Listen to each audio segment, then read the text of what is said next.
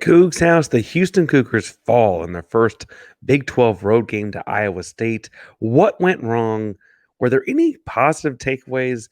And what do we do with this Houston Cougar loss? We don't lose very often. You are Locked On Coogs, your daily podcast on the Houston Cougars, part of the Locked On Podcast Network, your team every day.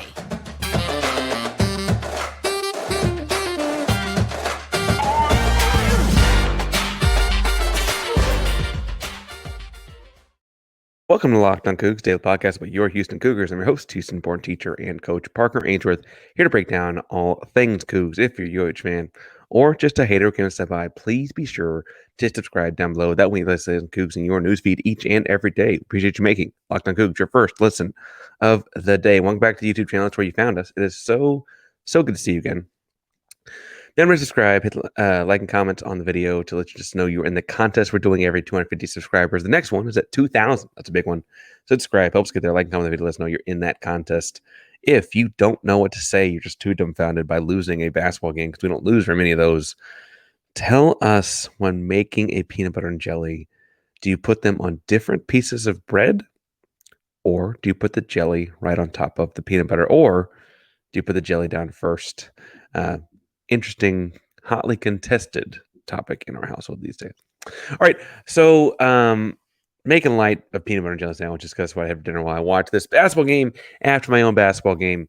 And I have to say, as you know, the game I coached and we did win. We're playing a great team, whatever. But getting to watch Houston lose a basketball game that I knew they lose going in was an interesting experience. Didn't avoid that part of the news. Obviously, people text me, what's going on? I will say that I want to first talk about what went wrong, because frankly, what went wrong was a lot of the start. And I want to talk about that at the start of this episode. The second segment, I want to talk about good takeaways and what things I think Houston can pull from this to hold on to as the season goes on. And the final segment, I'll talk about contextualizing the sum, because again, Houston has not lost many basketball games in the last couple of seasons. And so as you're in a new conference, and as this is going to happen more often in this new conference, we got to make sure we keep some perspective on like the big picture here and what happens with this basketball team and with teams in this conference. But if you have not heard yet, Houston did lose 57-53. Now, that close score at the end does not tell the story of the first 10 minutes of the game. That is, as someone who watches a lot of Houston Cougar basketball, that's the worst start Houston has had since the pandemic, if not since before. I mean, that was as bad as Houston's looked to start a basketball game against any opponent, against future national champions, against Baylor in the final. That's as bad as Houston's looked in a long time to open up the game. The first half on the road in Ames, Iowa, tough place to play. A place where they've beaten Houston was the 7th top 10 team that Iowa State has knocked off in the last 2 seasons. I mean, they're not like, it's not uncommon that Iowa State beats a top 10 team. I guess I should stress with that, right? They walk in, it's a sold out crowd. I've heard mixed reviews on if it was actually full or not, but they announced it was a sellout like several days ago. Number 2 team in America coming into their place. It was rowdy. It was raucous. You could hear it through this play-by-play.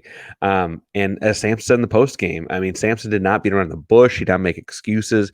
Coach Kelvin Sampson in the postgame said that Houston peed down their leg. He didn't try to blame on anything else. Didn't talk about the referees or anything like that. Houston spotted Iowa State a 14-0 lead in the first 6 minutes. Houston did not score for the first 6 minutes and let up 14 points. They had 9 turnovers in the first 10 minutes of basketball, finished with 16 total turnovers. Iowa State had 17 points off of those 16 Houston Cougar turnovers. That was the story of the loss right there. I mean, 17 points off turnovers and 16 turnovers in a 4-point loss on the road. That's it. That's the deal. Now, as far as what specifically went wrong for Houston in like what happened to those turnovers, I do think that the atmosphere and pressure of your first Big 12 road game got to them a little bit at the start. I don't mean that like negate the mental side of that by any stretch, or to negate the Iowa State crowd. That's a raucous crowd, a great environment, and made for a fun college basketball game that Houston was on the wrong side of. But strategically, schematically, Iowa State did a great job of trapping with their length. They specifically had spots on the floor where they could get their big guys involved in traps on Houston's smaller guards, who made, comments throughout the season about how Houston's a little undersized relative to other top 10 teams and things like that typically, and they make up for it in a number of different ways. But when trapped, the ball pressure with the length clearly bothered Houston.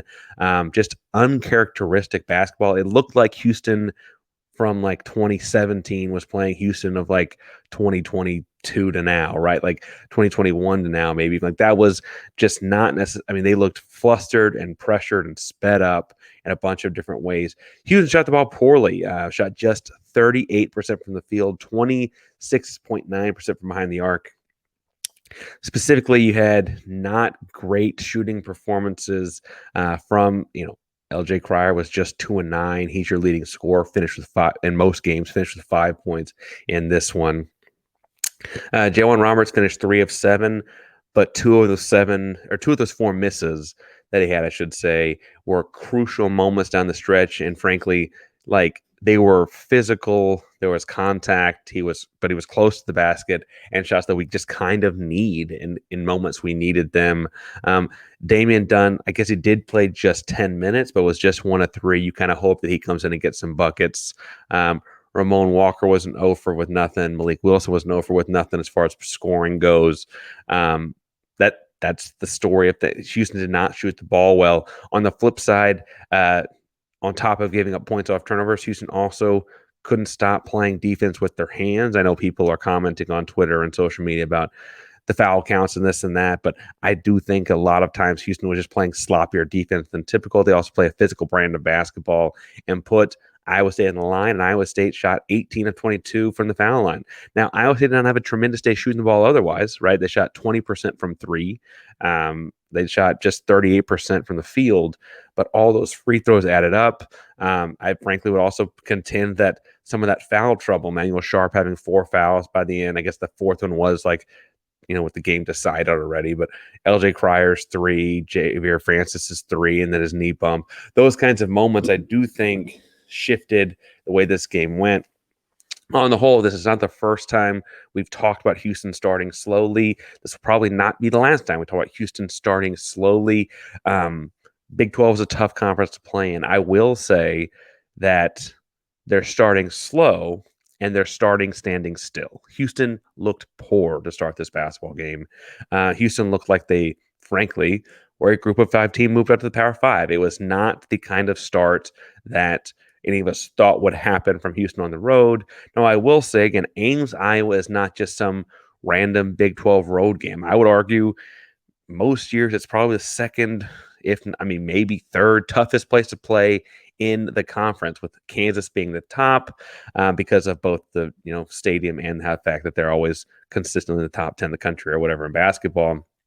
But as far as the rest of the conference goes, they're going to hold up other places tougher to play than Ames, right? And so that's a tough way to open up your road trek in this conference. You also, for what it's worth, have to look at the fact that, they made plays. They made plays down the stretch. The kid Milan Milmovic, I got to learn to pronounce that guy's name. He's really good. He hit a stone cold-blooded shot to take the lead in the final 30 seconds of that basketball game. And that was it, right? Houston did claw their way back, did fight their way back. And we're going to talk to them about how that's something I think you can actually take away as far as like a positive in this game. But on the whole, I would point out that freshman had great play for Iowa State, and that freshmen and adding good players like that to your team are only going to add to the great program that Iowa State's kind of built there over the last couple of years. If you're looking to add to your program, if you're looking to add to your team, you go to LinkedIn Jobs to do it, because at the start of the new year, every small business owner is asking themselves the same question: what's the one move I can make that'll take my business to the next level in 2024? LinkedIn Jobs knows that your success all depends on the team you surround yourself with. That's why LinkedIn Jobs has created the tools to help find the right professionals for your team faster and for free. LinkedIn is not just another job board. LinkedIn has a vast network of more than 1 billion professionals, which makes it the best place to hire. Hiring is easy when you have many quality candidates. So easy, in fact, that 86% of small businesses get a qualified candidate within 24 hours. Post job for free at linkedin.com/lockedoncollege. That's linkedin.com/lockedoncollege. Post job for free. Terms and conditions apply. All right, so I did say I want to talk some about what went well in this game, and I have to say that on top of all the things, I guess as poorly as the game as Houston started the game, they clawed their way back in a hostile environment amongst the adversity and dug their way out of it and actually had the lead in the final few minutes of play, right? Houston did that thing and did the thing and was a play here or there, or I'd argue even Javier Francis bumping his knees away from actually stealing this one, right? They had a chance to climb back and make that statement win in a hostile environment amongst all that adversity. And while they did not complete it, I would argue that having that chance to make that statement in and of itself is a good thing. It's a positive thing. It shows that when a lot of college basketball teams would fold, or when a lot of college basketball teams would just kind of play down 10 for the majority of the second half, or what have you, they were able to nearly win this basketball game. And it's the Big 12. You're going to lose some games. Didn't mean we had to lose this one by a stretch, obviously, but that's impressive. And I think people that paid attention to the final few minutes and didn't just check in the first couple of minutes, see the box score. Anyone who watched those last 10 minutes or so of the basketball game understands how Houston was really, really in this game neck and neck and almost won the basketball game after that poor start. Schematically, Javier Francis showed you can do a lot more things with him defensively. Javier Francis played his butt off. He played really, really well. You look at the stat line and you see 1 block, 2 steals, 6 total rebounds, and just 3 points. And I don't think that tells the full story of the kind of impact Javier had in his 21 minutes on the floor. Javier played really well along the perimeter against a very big basketball team. I don't want to act like that them having bigger guys and maybe not as fleet of foot didn't help him out, but he was very, very good along the perimeter for a guy helping out there and trapping when the ball got picked up. He also, because Iowa State played with bigger basketball players, was constantly in the lane, deferring and deterring shots. He only had the 1 block, but I do think his presence was felt and made a number of other misses happen. We mentioned that Iowa State just shot 38% from the field. I would attribute some of that for sure, if not a big chunk of that, to Javier's defense down low. He was an imposing force down there in a way that we haven't seen him in a while. Good to see that happening for sure. I also, and I don't mean to blame things on injuries. If you're in pain, you need to come sit out for a second. And so I don't mean to take this like, man, I'm not that guy. But Javier bumps his knee with under 3 minutes to play and has sat out a few possessions, right? He's getting checked out to make sure there's no structural damage to it. Houston calls timeout, subs in Tugler, gets it rolling. Tugler makes a couple of, I'd say maybe freshman plays, but really the bigger thing is that they're not plays that Francis had made so far that game. One of which he's come over to help on the post, and his man back cuts for a layup. Now, that man would have back cut on Francis too, but Francis had been cutting those passes off and kind of shielding that pass from happening to that point. Tugler, as a freshman, didn't. Led to a layup. Again, Tugler made other plays in the game that helped get Houston in it, so I don't mean to say that it's his fault, but that happened. Tugler also got baited into a key charge at a key moment later in the last 3-minute stretch. That ultimately led Francis got back in after the whistle, blew the dead ball, but I don't know that Francis gets the charge there, right? Like those kinds of things, like if, coulda, woulda, shoulda. I think Tugler's going to grow into a tremendous basketball player, so I don't mean to say that he shouldn't be able to make those plays in those moments. And again, his energy at other parts of the game helped lead Houston in that comeback. But Francis's absence was very much felt. Similarly, Emanuel Sharp is that dude. As hostile as that environment was, as tough as it was to play there, Emanuel stepped in. He had 20 points, went 5 of 10 from behind the arc. And frankly, he had 20 points out of Houston's 53. And I don't know that percentage, that almost half of it, even really tells the full story on what he had as far as an impact on the offense. He was tremendous. It was impressive to see him do that much on the offensive end, especially with Shed having some trouble scoring the basketball. He was just 5 of 15. Felt like he was forcing and pushing a little bit. Cryer shot poorly relative to how he's been playing this far this year. Had just 5 points. We've been leaning on him for more like 15 a game. Emanuel Sharp stepped up on the road, kind of loved the villain role, seemed to kind of feed off the crowd cheering against him in a way that was encouraging to see out of, again, what is a sophomore in college. Really, really loved the Emanuel we got to see on display in this one. I also loved, and I know that people are questioning the last play, on the last play, if it ends the game, they were in an action that opened up and looked like Sharp was going to drive to the basket, and he instead kicked it out to a curling Cryer for 3. Cryer shot the ball poorly. The play calling, I guess, there is kind of drawing some ire on Twitter and social media circles. I'm here to say that I actually think it was a really well drawn up play. Sharp is attacking the basket down 2, and there's a 7-footer standing at the rim. That 7-footer has helped off of Javier Francis because Francis is there for the tip in. He's actually sitting about 15 to 18 feet away from the basket, ready to sprint in for the tip in. But that being said, you have him there because he's played that well on the offensive glass. You want to make sure he's there for the rebound.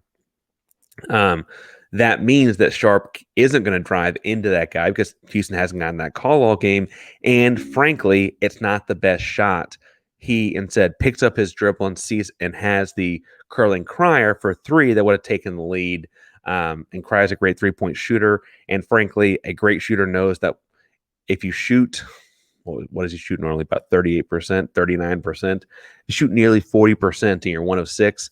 Statistics indicate the next one's going in. I don't hate that shot at all. And it was very clearly the second read after Sharp, the key of the offense at that point, was attacking. Could you have had Shed involved somehow? Maybe he was open for a cross court. He wasn't open, but he was available for a cross court pass on the action. I trust Sharp to make the right decision there. And again, if Cryer makes that shot, Houston wins. We're not really talking about it. And Cryer makes that shot a lot of times, right? And so I don't hate the call. I think that that's not really a fair moment. Milan Maklimovich, whatever, the freshman Milan from Iowa State. Now, I don't know if he breaks the set to do it, but he hit a pro shot, and it took a pro shot to beat you. After running an action that didn't yield anything, Iowa State called timeout with 10 seconds left on the shot clock, about 30 seconds left in the game. And out of the timeout, they just threw it to him in the short corner. Jamal Shed's on him. Milan beats him by about 6 inches over the top. So Jalen Roberts is coming down to double. He fades out of bounds and away from the double team to hit a fall away 2-pointer to take the lead. Like, he's a freshman. Frankly, I tell you, I watched a couple games getting ready for this game. I didn't know that wasn't his bag. That's Dirk Nowitzki type Hall of Fame pro jump shot. Sometimes the kid makes a play, right?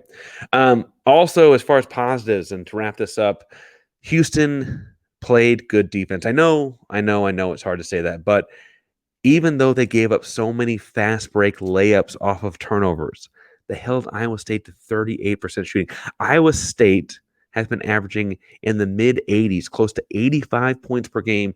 Houston held them in their gym to 57 points. Defensively, I would argue Houston played more than well enough to win. They held several Iowa State Cyclones to their lowest scoring outputs on the season.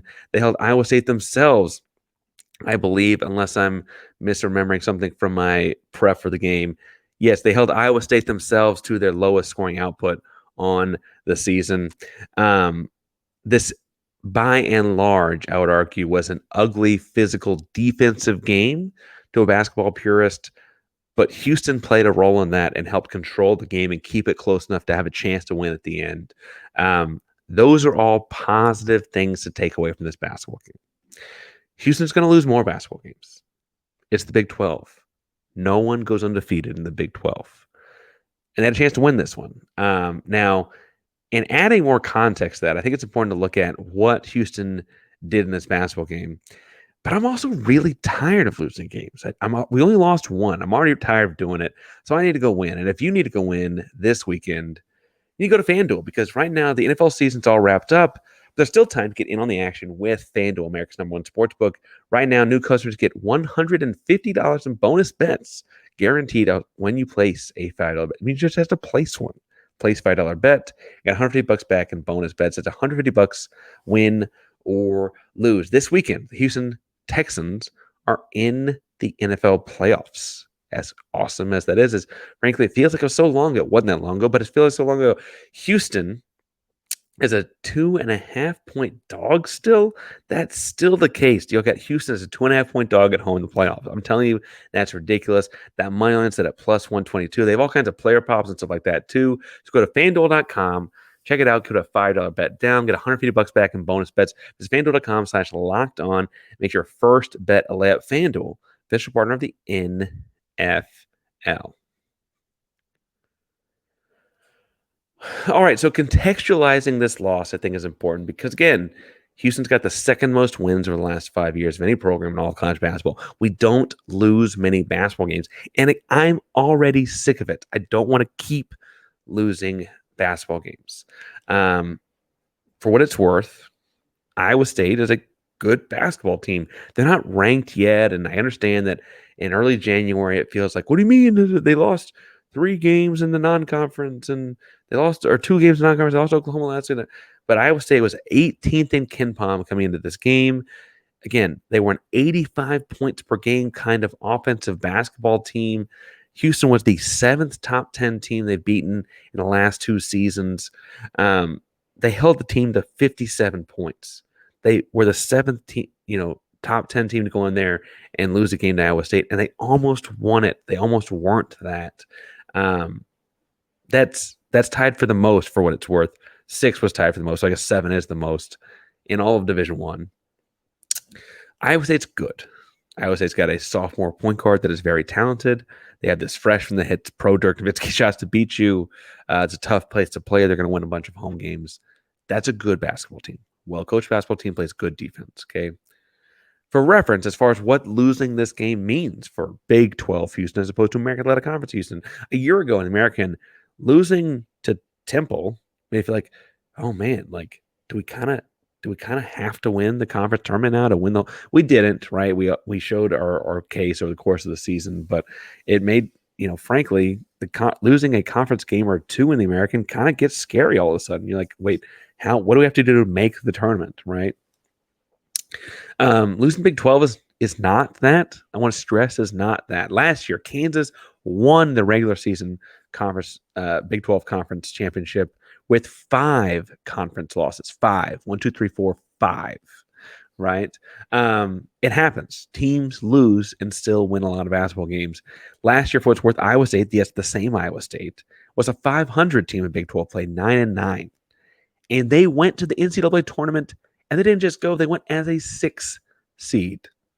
Right? That's how good this conference is at basketball. You're going to lose basketball games. And I didn't want to lose this basketball game. I'm frustrated mostly because they should have won the basketball game and they just not played so freaking poorly at the start. That's the way that would go. I believe my phrasing on Twitter was actually bleep me. Now I didn't didn't say the word, I said BLEEP. Like that's how I said it, but I was frustrated. But this is a good basketball team that they lost to. They play another good one on the road on Saturday in TCU. And for what it's worth, Houston is still number 1 in KenPom, the analytical breakdown that looks at a bunch of advanced stats. It kind of talks about, comparing teams across leagues. Number 1 in the AP poll is Purdue, and they lost. They lost to Nebraska by 16, 1-6. A little bit different, to say the least. Nebraska's also, I would say that Nebraska is not as good as Iowa State. And they lost by 16. Duke barely beat Pitt as well on Tuesday night. Number 4, UConn, right behind Houston, plays at Xavier this week. That's going to be a tough contest for them. We know what that place looks like when you're on the road. That's a conference game for them. That's important. Oklahoma plays at TCU on Wednesday. That's a tough place to play. We're going there Saturday, but that's frankly a game you can see Oklahoma drop if it's, things don't break their way. Kansas plays at UCF which could be challenging to say the least. But the big one from this weekend, Kansas and Oklahoma play each other. That's two top 10 Big 12 teams playing each other. Someone's got to lose that one. I say all that to say that if Houston can get back on track with TCU this weekend, and they might, things could very quickly start to shift back their direction. Losing a handful of Big 12 games is going to happen. The thing that hurts about this one is not that it's a loss in the Big 12, but that after as poorly as it went to start, it still feels like they let one get away. Had they just been down 10 the whole game and lost 85-75, you're like, you know what? One darn day. Had Houston shot poorly and Iowa State shot the lights out, just shot the leather off the ball. You know what? One darn day.